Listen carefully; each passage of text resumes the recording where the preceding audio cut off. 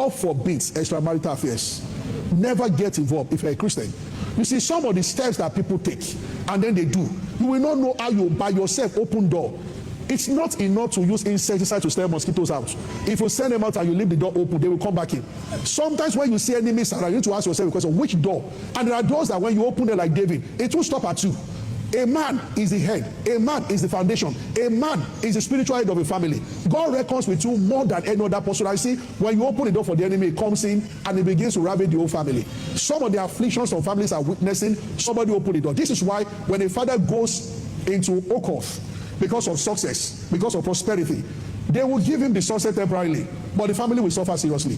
When David saw Bathsheba having a bath, if they told David that he's sleeping with this girl, Ammon was his firstborn. Absalom killed Ammon. Ammon raped his sister. He told them that the consequence will be one day Solomon killed Adonijah. How many sons by one axe? So Adonijah, Absalom, and Ammon, 3 of them died. 3 sons of one man.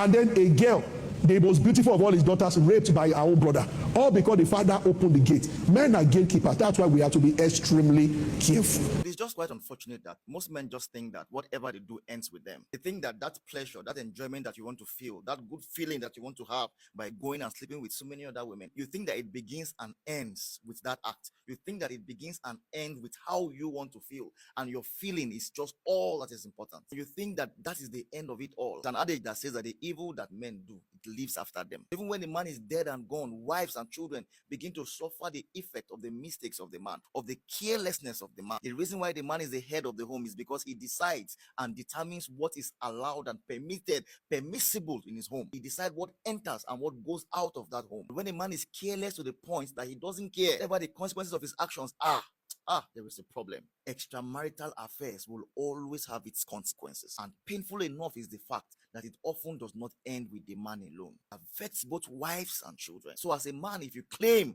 that you love your wife and you love your children, you will be very careful about the things you indulge in. Because when you look back, you look at them and you say, I don't want any evil to befall this beautiful woman and these children. So because of that, I will order my steps. Because of that, I will be careful what I do. Because I understand the fact that being the point man, the set man of that house, I determine what enters. I determine what happens in that home. So I will not allow my craving and my penchant for 5 minutes of pleasure put my family in lifelong jeopardy. Because truth be told, you don't know the nature of the fight that may come. You don't even know if your wife or your children will survive it. So if you love them that much, keep your dangling pendulum in one place.